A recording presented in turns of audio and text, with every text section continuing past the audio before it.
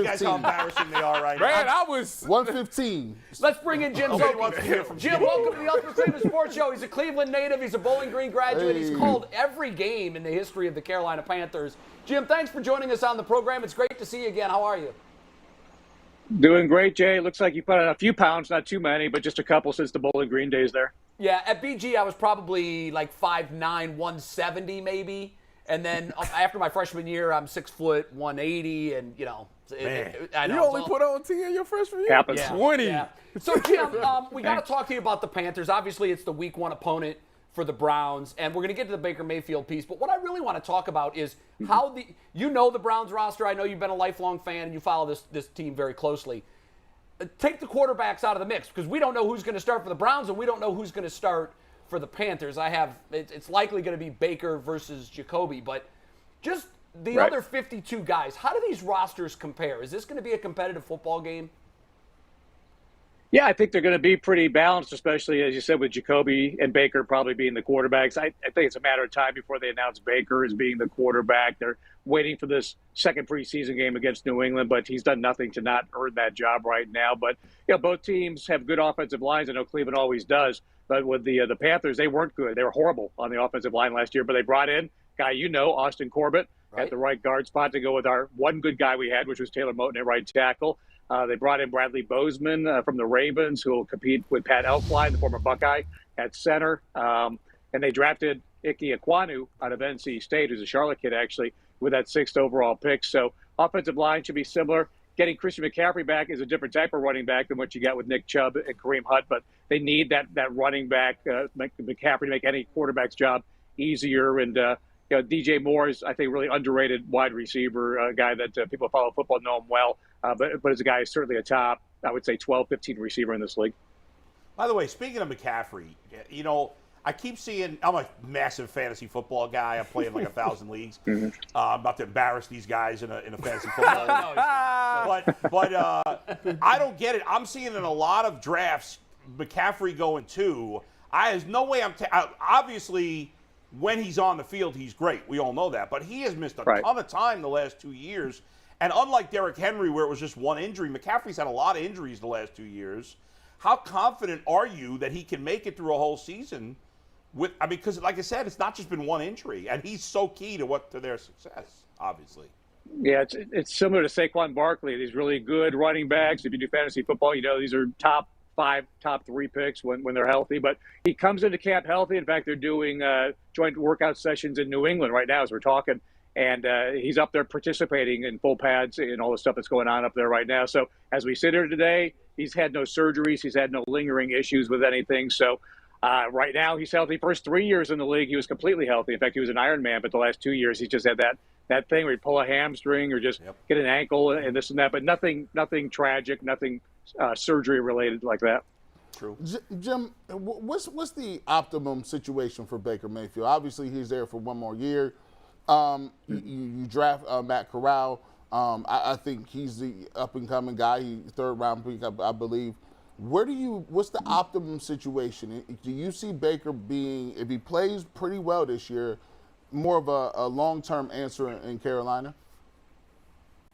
I think it's a classic prove-it year for Baker. The same thing Cleveland was dealing with having to make that decision of, do they want to pay him a big long-term contract? The Panthers will be looking at that come the end of this season, obviously, with him here.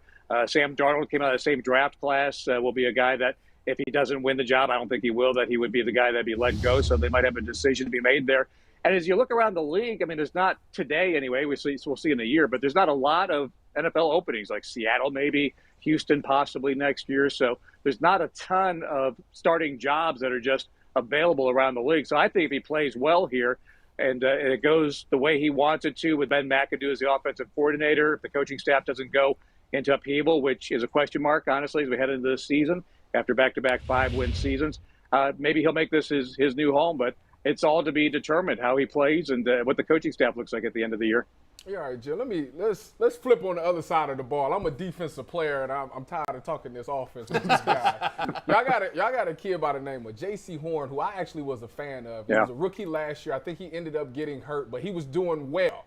Do you see him bouncing back and being one of the top corners in this league, not just of the Panthers, but in this league this upcoming season?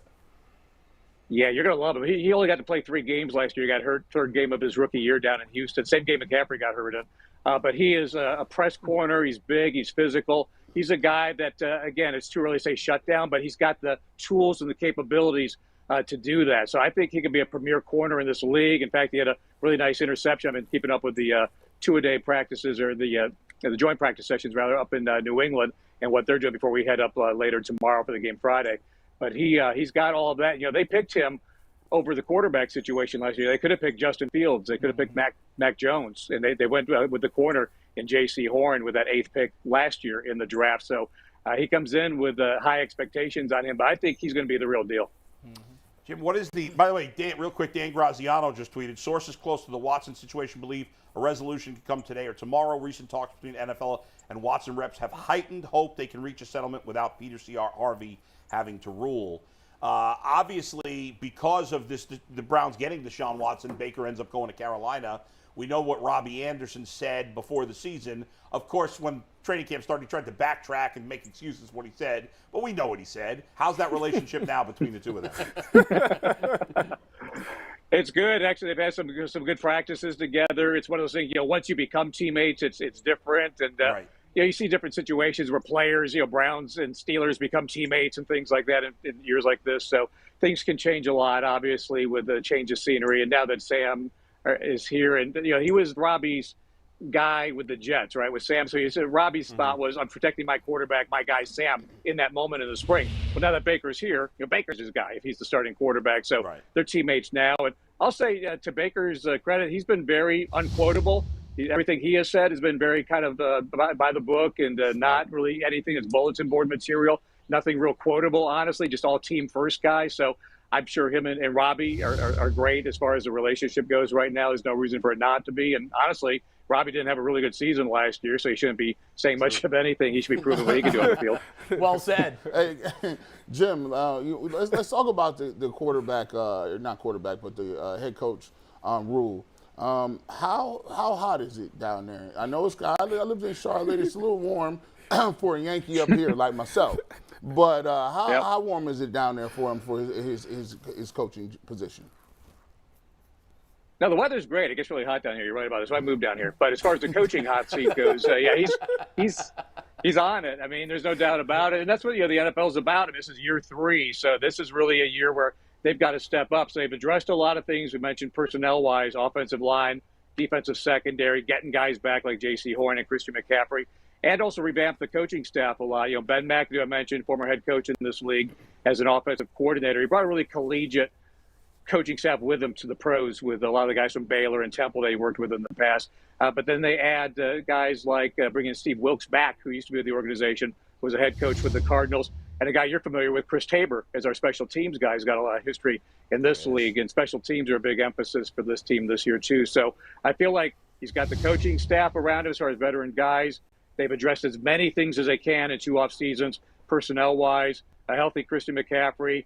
To me, Baker is a guy that made Cleveland, good when they weren't good, and I think that's what Carolina kind of needs. Is after winning 5 the last couple of years, if he could lead them to 8, maybe possibly 9, I think that would be success, and keep Matt Rule continuing into year 4 next year.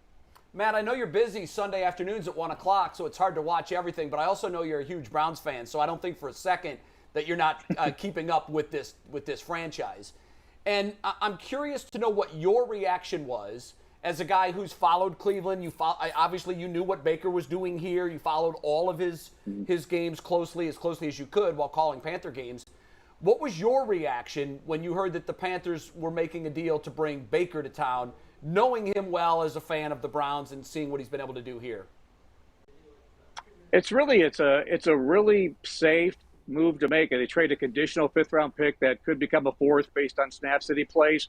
It's a 1-year rental. They get him on the cheap as he renegotiated his contract. I think we're on this end. They're paying like $5.5 million for him this year is all they're paying. So from a cash outlay and from a 1 draft pick standpoint, not a lot invested in it, and a chance to see what he can do moving forward. He's better than what they've got here. I mean, behind Sam Darnold, it's P.J. Walker, who played in the XFL. They just drafted Matt Corral in the 3rd round out of Ole Miss this year. So, they needed, honestly, a starting quarterback, at least another option to compete with Sam Darnold. So it's a low risk.